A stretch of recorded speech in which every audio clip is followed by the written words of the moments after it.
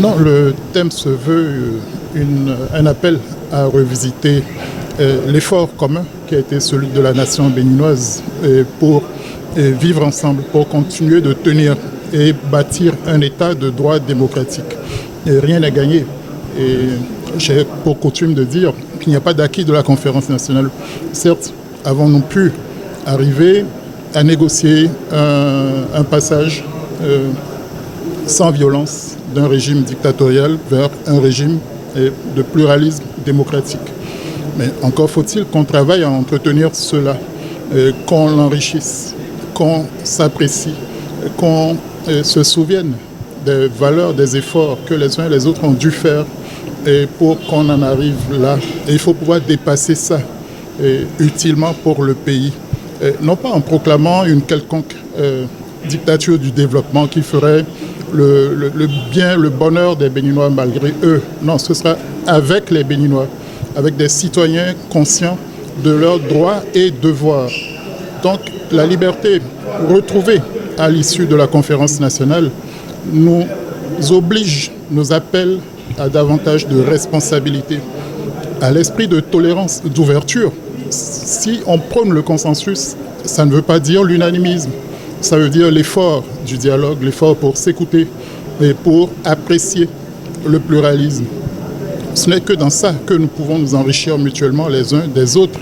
Et nous n'avons pas adopté le pluralisme politique, la liberté économique, pour en venir, pour nous laisser aller à des régimes autoritaristes et au messianisme, par exemple. Non, nous devons être exigeants sur ce qu'appelle une culture démocratique. Il faut que nos dirigeants, où qu'ils se trouvent, à quelque niveau qu'ils soient habités par cette exigence-là. Et que les citoyens les interpellent et s'élèvent davantage au niveau des attentes qui peuvent être celles d'un peuple libre dans un état de droit démocratique. Donc primauté à la règle de droit, ouverture à l'information utile du citoyen, et ouverture, sinon exigence de la reddition de comptes avec la responsabilisation. Il n'y a pas à folkloriser la reddition de comptes. On doit être exigeant, tenir les uns les autres pour responsables de leurs actes, des mandats qu'ils ont. C'est ça le sens que nous devons donner à la redevabilité. Donc il faut que nous nous armions des principaux indicateurs de la gouvernance pendant que nous sommes adossés, pendant que nous avons le cadre institutionnel de l'état de droit avec toutes les institutions qui vont avec.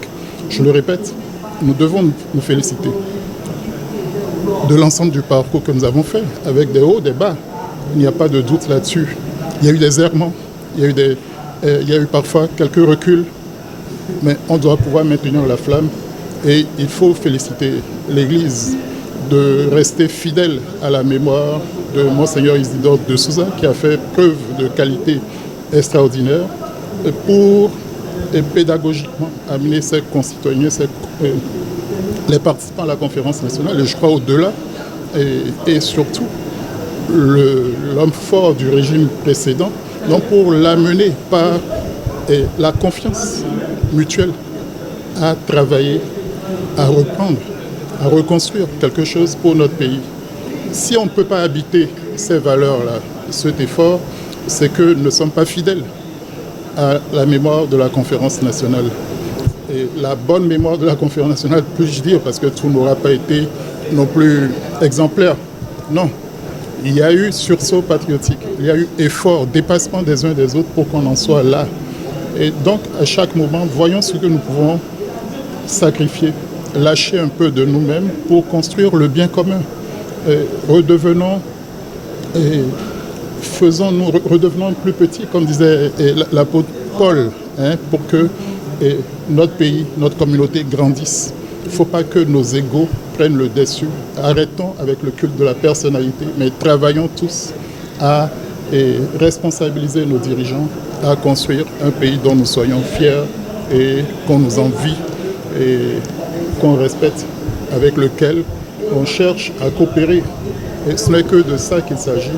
Et pour la jeunesse, je me permets de le dire un peu avec mes cheveux blancs, et franchement, il faut être curieux, faut avoir l'envie, la volonté de redécouvrir cette histoire, d'en tirer les leçons, d'en expurger ce qui est négatif pour garder la quintessence, tout comme par rapport à tout ce qui a précédé la conférence nationale.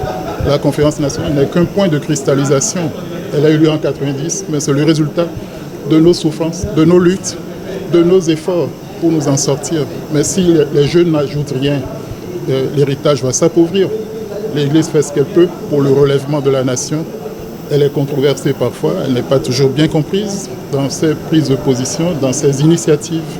Mais éduquons-nous mutuellement et surtout mettons au premier chef la tolérance, une tolérance exigeante qui permet d'interpeller, de s'interpeller mutuellement.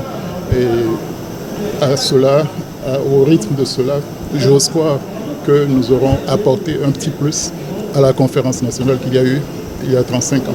Et à l'endroit de la population, parce que vous avez déjà abordé toutes les couches, la jeunesse et tout, que dites-vous vu ce colloque, les résultats qui seront issus et tout, à l'endroit de la population, parce que les réformes sont encore, quand on voit l'esprit de la conférence nationale hier, les réformes en cours aujourd'hui et les défis, que dites-vous? Non, les réformes qu'il y a actuellement ne sauraient être une négation de la conférence nationale, de ce qu'on a voulu.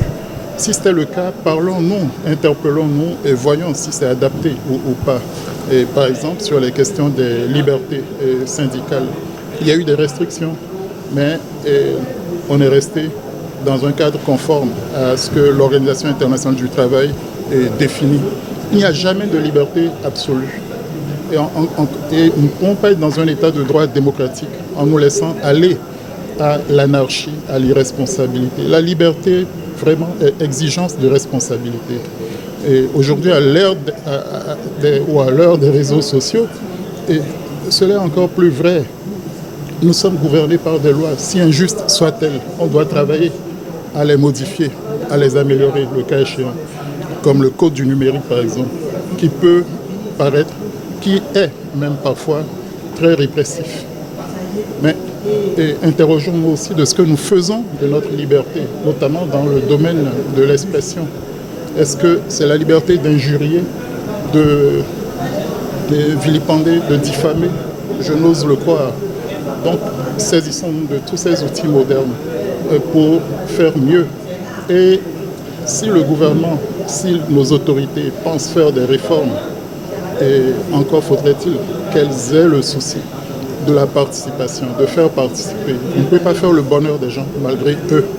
Et donc que chacun, interpellé en la circonstance, apporte du sien. Et ce n'est que ça. Et nos concitoyens doivent tout faire pour mériter d'être des citoyens d'un pays, d'un État démocratique. Et il ne sert à rien d'avoir le droit de vote si on ne s'en sert pas, si on ne sanctionne pas, le cas échéant, ceux qui trahissent notre confiance. Il faut féliciter surtout les forces armées de notre pays d'être restés fidèles à leur engagement pris dès décembre 89, réaffirmé à la conférence nationale, de se tenir en dehors de la vie politique de notre pays, de retourner dans les casernes, de se soumettre à des pouvoirs issus des urnes. Donc à nous de veiller à ce que ce qui sort des urnes soit légitime, gouverne et conformément à la règle de droit et donne à chacun selon son dû. Et ce n'est que de ça qu'il s'agit. Il n'y aura pas de miracle, il n'y aura pas de baguette magique. Il faut travailler. Notre justice l'a déjà, pardon, excusez-moi, notre devise l'avait déjà si bien dit au moment de l'indépendance, hein, fraternité, justice, travail, trêve de bavardage au travail. Merci beaucoup.